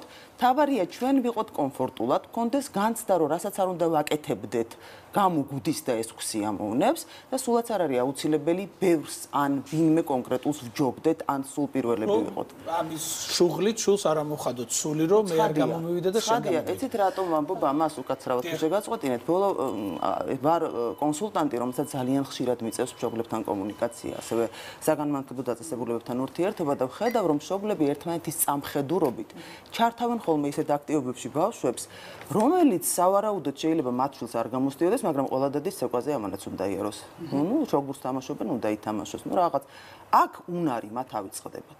ავიწყდებათ ის, რომ ამ აქტივობიდან შვილი სიამოვნებას უნდა იღებდეს და თუ არ იღებს, სავარაუდოდ არ ღირს ვაწვალოთ ჩვენი შვილი ამის გამო. რა პრობლემები ექნებათ შემდეგ უკვე ბავშვებს ამასთან დაკავშირებით? აი, რადგან კლინიკური ფსიქოლოგი ვარ, სწორედ ამიტომ გავაკეთე ამ ხელა შესავალი, რომ თუ ეს ყველაფერი რაც ვახსენე, ნუ პრინციპში ძალიან მარტივად, იმიტომ რომ ცოტა დრო გვაქვს, მაგრამ რაც ვახსენე, თუ გათვალისწინებული არ არის, მივდივართ ისეთ პრობლემებამდე, როგორც არის თვითშეფასების პრობლემა, პირველი, ანუ თვითშეფასება არის ან ადეკვატურზე ნაკლები, უმეტეს შემთხვევაში, ან შეიძლება იყოს გააჩნია რაღაც შემთხვევებში ადეკვატურზე მეტი და შემდეგი პრობლემა, რომელიც თვითშეფასებას უკავშირდება, ცხადი არის ემოციური პრობლემები, რაც ვთქვათ შეიძლება გამოიხატებოდეს სხვადასხვა სიმპტომატიკით. მე არ მეგულება ბავშვი თიკა, რომელსაც სიამოვნებდა თქვა სოლფეჯიოზე სიარული ან მუსიკაზე 7 წელი და 7 წელი დამთავრებული ხო არ გიფიქრიათ რატომ არ სიამოვნებდათ? აბა გაიხსენეთ თქვენ ამბობთ წარსულში და საბჭოთა პედაგოგები. ეს პროცესი იყო და დღესაც დიდი სიხარულით არ დადიან. თუ ყველა მშობელმა იფიქრა, რომ არ უყვარს ამ ბავშვს და იქ ცუდად გზნობს თავსო, მაშინ მუსიკოსი აღარ გვეყოლება ქვეყანაში. მაგ თემასთან დაკავშირებით ბავშვები წუწუნებენ ხოლმე, რომ თუ პედაგოგს აბრალებენ. მე მაგალითად 7 წლები დავამთავრე, ძალიან მეზარებოდა მეცადინება, მაგრამ პედაგოგი კარგი მყავდა და ეს პროცესი ასე თუ ისე მომწონდა, თუმცა მეზარებოდა. ამაშია საქმე, ვერ ნახავ ადამიანს, რომელიც ფრენაფრენით მიდიოდა სოლფეჯიოზე. არიან, ვისაც გაუმართლა და ყავთ კარგი პედაგოგები. ისინი მეტნაკლებად ფრენაფრენით მიდიან. აი, როგორ გამოვლინდა ეს ყველაფერი შემდეგ უკვე, როდესაც დადიოდნენ ბავშვები, მაგალითად მუსიკაზე ჩვენი თაობის. აი, შემდეგ აი ჩვენ თაობაში როგორ აისახა ასეთი პედაგოგების ასე უკრავენ ახლა, არიციან. არა, მათ ფსიქიკაზე როგორ აისახა ეს მძიმე ბავშვი. რაც ართულია ახლა ამაზე დასკვნის გაკეთება, იმიტომ რომ ეს კვლევით დადასტურებული უნდა იყოს და მე ეჭვება რომ ვინმეს ეს ეკვლია, მაგრამ თუ ვთქვათ ადამიანების კომენტარებს ან მოგონებებს დავეყრდნობით, ისინი ამბობენ რომ არ მინდოდა, არ მიყვარდა, მეზისხებოდა, თითში მირტყავდა, რაღაცა შვებოდა და ასე შემდეგ. სავარაუდოდ დადებითი ემოციები მათ არ აქვს. ამასთან დაკავშირებით არგუმენტი, რომ კარგი მსმენელი მაინც გამოვა, რა ვიცი, რა გითხრათ, რამდენად ეფექტური არგუმენტია, ხოლო რაც შეეხება იმას, რაზეც მე აქცენტი გავაკეთე, რომ უნარი მნიშვნელოვანია. არსებობს კონკრეტული ასაკი, როდესაც მოწმდება ბავშვის უნარი მუსიკასთან დაკავშირებით, რასაც ქვია სმენა, თუ რიტმის განცდა და ასე შემდეგ. ეს უნარი შეიძლება ყოველთვის 100%-იანი არ იყოს, მაგრამ თუ რაღაც პროცენტს აღმოვაჩენთ, შეგვიძლია ვიკითხოთ პროფესიონალთან პროგნოზი, რამდენად განვითარებადია და რამდენად შეიძლება გამოგვივიდეს. თუ გვეუბნებიან, რომ ჩვენ მუსიკის ნიჭი არა აქვს, იმიტომ რომ ჩემ მეზობელს დაყავს, მეც ვატარო, ძალიან ცუდი მიდგომაა, მე ვფიქრობ. ამიტომ უნარებით ვიწყებთ და შემდეგ გეგმავთ, ვთქვათ, იმ ასე ვთქვათ, საგანმანათლებლო რაღაცა რგოლს თუ ჯაჭვს, რაც შეიძლება გამოგვადგეს ჩვენ კონკრეტულ შვილთან, ბავშვთან. პროფესიის არჩევაში თიკა უკაცრავად, პროფესიის არჩევაში რამდენად შეიძლება ჩარევა. როდესაც ბავშვს უნდა რომ გამოვიდეს იურისტი და ჩვენ მანდამაინც ექიმი გვინდა, იმიტომ რომ მოაყავდა კარგი ექიმი. რა გიყოთ რომ ისე უნარებზე გავალთ. აქ კიდევ არის მეორე საკითხი, რომელიც უკავშირდება უკვე გარდატეხის ასაკში ნიჭების და უნარების გამოვლენას და პროფესიულ ორიენტაციას, რომლის მცდელობების სპორტის და ახალგაზრდობის სამინისტროს აქვს უკვე, იმიტომ რომ მათ ვებგვერდზე არის სპეციალური ტესტი, რომლის შევსების შემდეგაც ტენდენციები გამოიკვეთება, რა ნიჭები მაქვს.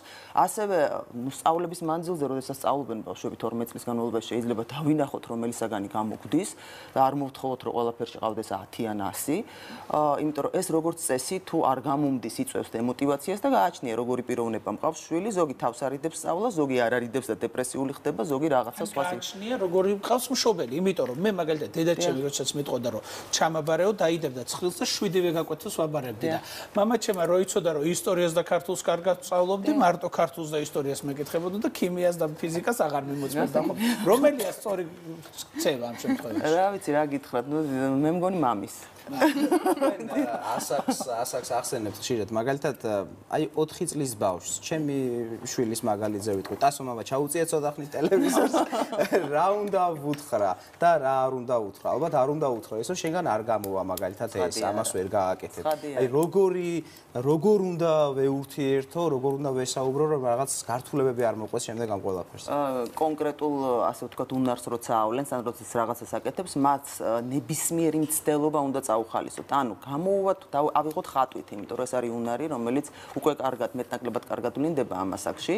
როგორც კი იწყებს ის რგოლების შემოხაზვას, წრეების გაკეთებას ან ადამიანის ფიგურის ხატვას, მიუხედავად იმისა, თქვენ მოგწონთ თუ არა ეს ფიგურა, მისი მცდელობა უნდა შეაქოთ აუცილებლად და იყორთ მხარდამჭერი, როგორც ფიზიკური თვალსაზრისით, ანუ დაეხმაროთ, რომ შემოხაზოს, აჩვენოთ მოდელი, თქვენ დახატოთ და თვითონ თქვათ ნახოს როგორი ხატება. და ვთქვათ, ოდნავი ღელვა ან შფოთვა რო არ გამომივა, მოდი შენ დახატე, შეუცვალოთ იმით, რომ იცი რა, რაც არის კარგია. მოდი უკეთესად ვცადოთ და მე ერთად გააკეთოთ. ესეთი მიდგომა, ოღონდ სისტემატიურად ესეთი მიდგომა იწვევს შედეგებზე გასვლას, რომელიც გაცილებით დიდ ასაკში, როგორც შეიძლება იყოს 9, 10 და 11 წელი, უკეთეს შედეგს გვაჩვენებს თვით დაჯერებულობის და მაღალი თვითშეფასების თვალსაზრისით. აი, როგორ ამოვიცნოთ ჩვენ შვილში, საკუთარ თავში, მეგობარში პერფექციონისტი, აი რა თვისებები ახასიათებთ ასეთ ადამიანს? ჯერ ერთი, ხო, ალბათ მშობელი უნდა დაფიქრდეს იმაზე, რამდენად დაძაბული ან დასტრესილია მისი შვილი, იმიტომ რომ თუ ამას ვერბალურად არ გამოხატავს ბავშვი ან არ ამბობს, არ შეუძლია ამის გამოხატვა, ან ფიქრობს, რომ ამის ადგილი კონკრეტულ სიტუაციაში არ არის, შეგვიძლია მის სხეულს დავაკვირდეთ, მის მოქმედებას დავაკვირდეთ და ეს ჩანს. სტრესი და დაძაბულობა ბავშვებს ეტყობა. აკადემიური დაძაბულობა ძალიან მაღალ ნიშნულს უახლოვდება დღეს საქართველოში, იმიტომ რომ გარემოა და ას გიჟური ბაღის ასაკიდან ბოლომდე ბევრ საგანში, ასე ვთქვათ, მეცადინეობა, ხანგრძლივი სკოლის, ვთქვათ, დრო და ასე შემდეგ და სკოლის შემდგომი აქტივობები და ეს ყველაფერი არის ძალიან რთულად, რაც ზრდის კლინიკურ ფსიქოლოგთან მოკითხვიანობის რიცხვს, იმიტომ რომ ეს ცხადია სტრესს უკავშირდება, სტრესი იწვევს, ვთქვათ, სხვადასხვა ტიპის პრობლემებს და გავდივართ ამაზე. როგორ ამოვიცნოთ გარდა იმისა, რომ სხეული დაძაბული? ამოვიცნოთ იმით, რომ შეიძლება ისინი ხშირად დარწმუნებულნი არ იყვნენ, როდესაც ვთხოვთ, რომ რამე შეასრულონ. იმაში, რომ გამოუვათ და თქვენ, რომ უი არ მინდა, არ გამომივა, ან თავს არიდებდეს შეიძლება აქტივობას. შეიძლება ვთქვათ, ძალიან ღელავდეს, როდესაც არ გამოსდის და წარუმატებელია იწყებდეს ტირილს. იცეკვე რომ ვეუბნებ ამიტომ გადარეთ ეკვაზე გადახდით სუფრასთან დაკავშირებით. ეს ძალიან ხშირად ან დადექი იმღერე დაუკარდა.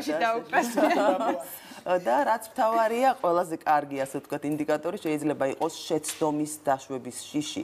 ჩვენ შვილებს უნდა ვასწავლოთ, რომ შეცდომა არის ის, რაც ადამიანებმა უნდა დაუშვათ, რომ, ასე ვთქვათ, ვიცხოვროთ ნორმალურად, ვიცხოვროთ ნაკლები სტრესის გარეშე. ეს ადგილს მივედით, ხშირად საუბრობთ ხოლმე სხვათა შორის შეცდომებზე და მე ჩემი პირადი გამოცდილება მაქვს ესეთი, როდესაც მშობლები არასოდეს არ მეუბნებოდნენ, რომ შენ უნდა იყო პირველი და არც არასდროს არ მქონია ნიშნებთან დაკავშირებით პრობლემა. თუმცა კარგად ვსწავლობდი. არასდროს არ უთქვამ ჩვენთვის არ მათქონია. არ მქონია, მაგრამ ნებისმიერი ცოტა დაბალი ნიშანი ჩემთვის იყო ძალიან მტკივნეული და ეს მტკივნეული იმდენად იყო, რომ შემდეგ უკვე როდესაც გავიზარდე, პატარა შეცდომაზეც ძალიან მტკივნეულად ვრეაგირებდი. რეალურად ეს ყველაფერი დავძლიე მაშინ, როდესაც დავიწყე ფსიქოლოგიის სწავლა. ყველა ვერ ან არ სწავლობს ფსიქოლოგიას, ხო? ანუ შეცდომა, როდესაც მე გავაანალიზე, რომ იყო ადამიანური, გავხდი ძალიან ბედნიერი. ეს ძალიან თრგუნავს ადამიანებს. უბრალოდ მე მაინტერესებს, როდესაც მე ოჯახიდან არ მქონდა ეს პრობლემა. საიდან შეიძლებოდა წარმოქმნილიყო? სოციალური გარემოდან, პედაგოგიდან. პედაგოგი, ხო? სკოლის. ვარიშვილობის. პედაგოგი ახსენეთ და ბავშვები მით უმეტეს სკოლამდელი აღზრდის დაწესებულებებში როცა დადიან. აი იმ შემთხვევაში რამდენად, აი როგორ უნდა ვთქვა, არ ვიცი. იქ როგორ აი პედაგოგზე რამდენად არის იქ დამოკიდებული ბაღის პედაგოგზე არიან საქართველოში ისეთი პედაგოგები, რომლებიც პირიქით არ მინდა ცუდი თქვა, მაგრამ უმახინჯებენ ბავშვებს შემდეგ უკვე დასრულ ასაკში ცხოვრებას, იმიტომ რომ გავლენა მოახდინეს რაღაც უარყოფითი ბაღში ან სკოლაში. მოდით არ ვთქვათ ცუდად და ვთქვათ, რომ საქართველოში არიან საკმაოდ კარგი პედაგოგები და არიან პედაგოგები, რომელთაც ჭირდებათ მეტი ინფორმაცია და მეტი გადამზადება იმაში, რომ ბავშვებთან ადეკვატურად იურთიერთონ და ელემენტარულად იცოდნენ რა არის განვითარება, რაც ძალიან მნიშვნელოვანია. იცოდნენ განვითარება სკოლამდელ ასაკში რას გულისხმობს, რომ აქ მნიშვნელოვანი არის კონკრეტული უნარების განვითარება, რაც თვითმოვლის ქცევას უკავშირდება, იმ უნარების განვითარება, რაც წარმატებისკენ სწრაფვას, ოღონდ ადეკვატურ სწრაფვას უკავშირდება, კომუნიკაცია, სოციალურ კონტაქტებს უკავშირდება და არა ვთქვათ აკადემიურზე ძლიერი აქცენტი, რაც ტენდენციაა დღესდღეობით საქართველოში, რომ უნდა ვისწავლოთ წერა-კითხვა ბაღის ასაკში, უნდა ვიცოდეთ რაღაც ისეთი, რაც სკოლის ასაკის ბავშვს მოეთხოვება. ჩვენ მყავდა 2 წლის ბავშვი, რომელიც სამენაზე კითხულობდა, ხო ასე იყო? ნუ გამონაკლისები არსებობს, განსაკუთრებით ნიჭიერი ბავშვები არსებობენ, გააჩნიათ თუ ამ ბავშვს ეს ქონდა, ასე ვთქვათ, ეს ნიჭი ქონდა და ყოველგვარი დაძალების და სტრესის გარეშე ამას აკეთებდა ფანტასტიკური, მაგრამ არსებობენ ბავშვები, რომელსაც ასწავლიან მშობლები კითხვას და სამენას ასწავლიან, იმიტომ რომ დაანახონ სხვებს, რომ ის წარმატებულია, ეს არ ვარგა. და ასევე ის ფაქტი, რომ მშობელი ბავშვს ზრდის მაგალითად ჩემპიონად, აი შარაპოვას შემთხვევაში იყო ჩოგბურთელის შემთხვევაში, როდესაც დედა მას ზრდიდა ჩემპიონად და მან მართლა მიაღწია წარმატებას. ამ შემთხვევაში რასთან გვაქვს საქმე? ეცით რა გაუმართლა შარაპოვასაც და დედამისსაც, იმედია რომ შარაპოვას დედა ისეთ მეთოდებს არ იყენებდა აღზრდისას, რომელიც ძალადობას ან დამცირებას და ასე შემდეგ გულისხმობს, მაგრამ მე მქონია შეხება შემთხვევებთან, როდესაც ჩემპიონობასთან მიახლოებული ქართველი სპორტსმენები ან მოზრდილები ან ბავშვები, რომლებიც წარმატებულები არიან, განიცდიან ზეწოლას მშობლებისგან, ანუ ძალადობენ მშობლები მათზე, იმიტომ რომ შვილი არის მათი წარმატების ნიშნული. ანუ ისინი ამბობენ, ნახეთ რა მაგარი შვილი მყავს, რა კარგი ვარ და რა კარგად გამომდის. რაც არის დიდი შეცდომა და ეს გულისხმობს იმას, რომ უნდა იყოს პირველი, თუ ასე არ იქნება ეს მოგივა, იქ არ გაგიშვებ, ამას გიზავ და ასე შემდეგ. ამ უწურავია ძალიან დიდი მადლობა. თქვენ დიდი მადლობა თიკა, ესეც საინტერესო რუბრიკისათვის. არ ვიცი, რამდენად შეიძლება შვილისთვის საკვების დაძალება, არ დაძალება, მაგრამ ეს ის შემთხვევა, როცა უნდა დაგაძალო ის ატმის სტარტი, რომელსაც ახლა შენი მზარეული ნუცა მოგვიმზადებს, სულ მალე დაგიბრუნდებით.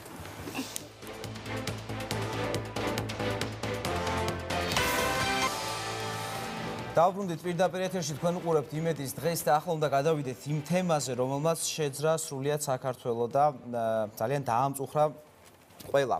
რამდენიმე დღის წინ თურქეთში მოხდა ავტოსაგზაო შემთხვევა და ერისიონთან არსებული ბავშვთა ანსამბლის წევრები ავტოავარიაში მოხვდნენ, ლამპრების წევრები და მშობლები იმყოფებოდნენ ამ ავტობუსში. სამწუხაროდ ტრაგიკულად დასრულდა ეს ყველაფერი, ერთი ადამიანის სიცოცხლე ემსხვერპლა ამ ავტოავარიას. ეს ადამიანი გახლდათ ანსამბლის ოპერატორი ბატონი მერაბ ხუჭუა, ჩვენ სამძიმას უცხადებთ, გუშინ ერისიონს გლოვის დღე ჰქონდა, ძალიან ისეთი რთული სიტუაცია შეიქმნა ასევე ჩვენს თანამშრომელს მაია ებრალიძეს, რომელიც იყო წლების განმავლობაში ტელეკომპანია იმედის პროდიუსერი, ფეხის ამპუტაცია დაჭირდა და სწორედ ამ თემაზე ვაგრძელებთ საუბარს. ანსამბლის ხელმძღვანელი ბატონი ჯემალ ჭკუასელი და ერისიონის სახლის დირექტორი ბატონი ალექსანდრე ლორთქფანიძე არიან სტუმრად. მოგესალმებით. მე მესმის რომ რთულია ბატონი ჯემალ საუბარი, მაგრამ ალბათ უნდა უნდა ვისაუბროთ ამაზე, რაც მოხდა. გუშინ ჰქონდათ გლოვის დღე. ამაზე საუბრით უნდა დავიწყოთ ალბათ. რა ხდება ახლა, რა ვითარება, რა ინფორმაცია გაქვთ, დაშავებულები კიდევ რჩებიან კლინიკაში არიან ხო თურქეთში? მოგესალმებით, მადლობთ მოწვევისათვის, მადლობთ ამ ინფორმაციისათვის, სწორედ ასე იყო. მეხი დაგვეცა რო იტყვიან, მეხი მართლა დაგვეცა მეხი რა. საშინელება იყო მე 5 წუთი მაგრამ მოიღო გავიგე გადაბრუნდა ავტობუსი. ჯერ კი არ ვიცოდით როგორ იყო სიტუაცია, რა ხდებოდა, მაგრამ ღმერთო შენით ბავშვები ყველანი კარგად არიან. რაც შეეხება ავტობუსს, ახლა 16 წელია ჩვენ ამ ხალხთან დავდივართ, ამ კომპანიასთან დავდივართ, დადიან ჩვენი ბავშვები. განაკაწრი არ ყოფილა ავტობუსის, განამარტო ხალხზე ალაპარაკი. საოცრად პროფესიონალი ჯგუფია და კარგად მიყვებიან თემას საქმეს, მაგრამ შემთხვევა არსებობს, გადაუჭირა რაღაცა გზა თუ მაგას გამოძიება დაადგენს, მაგრამ ჩვენ საშინელ დღეში ჩავარდით და გლოვის დღე გამოვაცხადეთ. გლოვა ისედაც ახლა არ არსებობს, მაგრამ სმეის საპაიაცო გამახსენდა, ჩვენ მსახიობები ვართ. ჩვენ სხვა არა გვაქვს, პირველში კონცერტი გვაქვს ლექსი არენაზე და როგორ უნდა გავუძლოთ ამას და როგორ უნდა გადავაგოროთ, რადგან ეს არის დიდი ვალდებულება. ჩვენ მოვატყვილებთ 10,000 მაყურებელს, დავუშვათ არ გამოვიდეთ სცენაზე, მაგრამ ეს სულ არ გვიშლის იმაზე ხელს, რომ ჩვენ წუხდეთ და მარადიულად ვიწუხებთ ამაზე, რა თქმა უნდა. ღმერთო შენით, ბავშვები, განაკაზრი არა გააქვს ზოგიერთებს და დანარჩენი არაფერი ყველაფერი კარგად არის, იქ დარჩნენ კიდე 2-3 ადამიანი. თქვენი სიძეცი იმყოფება კლინიკაში. 4 ნეგნი აქვს მოტახილი, თავი გატეხილი, დაჯიჟილი და ბეჟილი საშინლად. მაგრამ ისე რომ ვერ მოდი ჯერჯერობით იქიდან. და ეს კი ყველაფერს მეუღლება, მაგრამ სხვაობით რო არ დამთავრდა, ეს ყველაფერი საშინელება ჩვენთვის ძალიან დიდი ტრამვაა და გავყობა 30 წელია თქვენ ანსამბლის ხელმძღვანელი ხარ და მსგავსი შემთხვევა არ ყოფილა. არ ყოფილა. თვითონავში ვიღებოდა კარები დარჩა მინსკიდან მოფრინავდით, რუსეთიდან მოფრინავდით მინსკიდან. თვითონავის კარები ასე არ შევძრულო. მთელი ანსამბლი იყო იქ, მაგრამ იმედი მქონდა რომ გაუძლებდით ამას და გაუძლებდით მართლაც და ის ხალხი დაიჭირეს კაცოებს რა მოგივიდა თუ, მაგრამ ჩვენ რა გვეშველებოდა თუ კიდევ არ ვიცოდით მაგრამ არ შევიხრია ანსამბლს 80 კაცს 60 კაცს. პირველადი დასკვნა ხომ არ წარმოუდგენია თურქ სამართალდამცველებს რაზეა საუბარი. მე მოვისმინე მძღოლის კომენტარი იყო თუ სწორად მახსოვს, როდესაც ის ამბობდა რომ გზა ჩაუჭრა მანქანამ და იძულებული გახდა რომ სასამართლო პროცესი და დროებით დაუდგინეს სასამართლომ დაადგინა ესეთი რომ 1 თვის, 2 თვის, 3 თვის განმავლობაში ალბათ ძღოლი ერთ ძღოლზეა საუბარი. მეორე სასამართლო პროცესამდე უნდა იყვნენ იქ 80 კილომეტრის რადიუსით ვერ გავლენ. მე დღეს გენერალურ კონსულსაც ვესაუბრე, ჩართულია საქართველოს გენერალური საკონსულო. ყველანაირად ერთადერთი ვერსია არსებობს, აი ბატონმა ჯემალმა მოგახსენათ რომ მართლაც პროფესიონალი მძღოლები არიან და აი გამორიცხულია რომ მათ დაეშვათ რაიმე შეცდომა. ვიცით რომ რაღაც მანქანამ ჩაუჭრა და ამ დროს ბარდიურზე ავარდა ეს ით უფრო თუ ამდენი წელია თანამშრომლობთ უკვე. აი ეხლაც ჩვენთან ერთად სვანეთში უნდა წამოსულიყვნენ ისინი ბლექსი არენაზე ესეთი ჰქონდა დაგეგმილი და არ ვიცი ვნახოთ რა. ესე იგი არ დაგგვაქვს და როგორ შეიძლება დაგგვაქვს ზურაბატარიძის ვაჟკაცობა და კაცობა. პატარაძე. აჭარის თავრობის ხელმძღვანელი.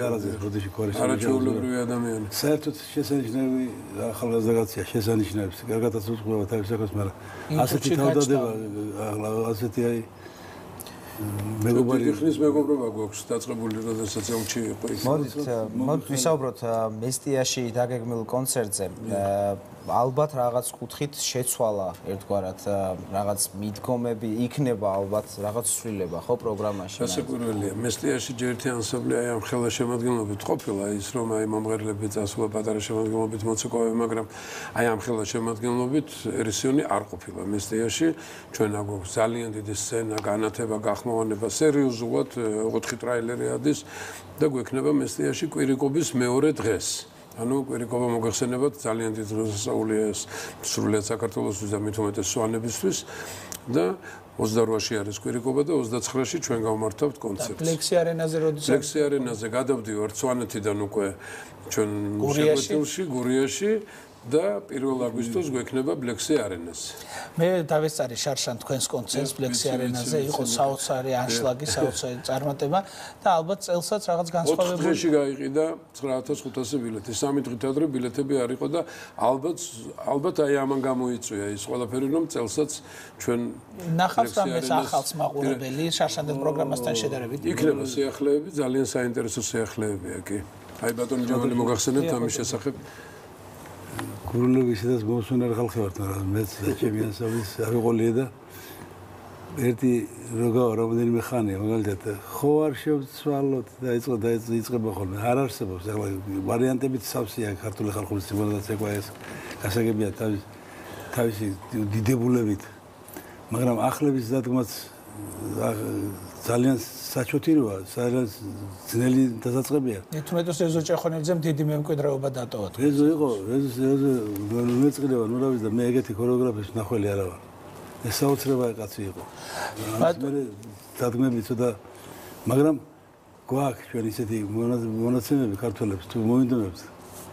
უკეთესი თუ არა ისეთ არ ჩამორჩებით. ბატონ ჯემა სამწუხაროდ არ ყოფნის დრო, მე მინდა წარმატება ვუსურო თქვენ სამსამს ორივე კონცერტზე დარწმუნებული ვარ ეს კონცერტები ბატონ მერაბ ხუჭოს ხსოვნას მიეძღვნება და ჩვენ ახლა ზეგან თქვით რომ იქნებოდა დღის რეცეპტი და ახლა ვნახოთ ჩვენი ბუნცას მიერ მომზადებული ერთ-ერთი კერძი გთხოვთ.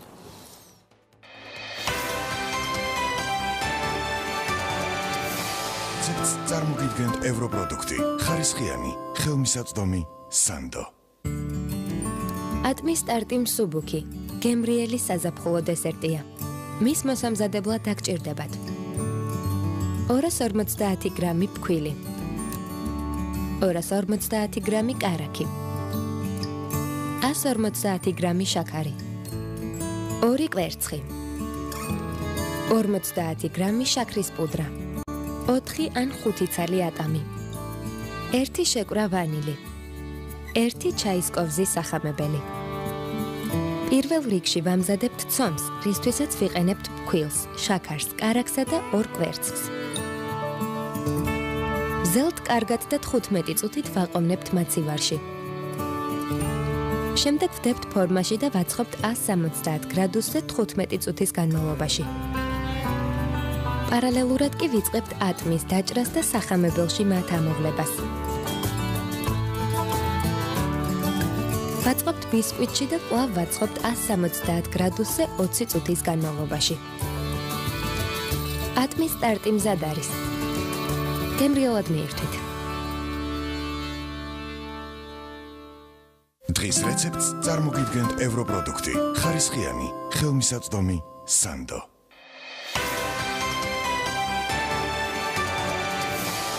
ჩემო ნიკოლოს გადაცემა ასე გემრიელად უნდა მთავრდებოდეს სულ. ასეთი სტარტის დაგემოვნებას გისურვებთ ყველას, ჩვენ ხალამდე გემშვიდობებით. ნახვამდის, კარგად ბრძანდებოდეთ.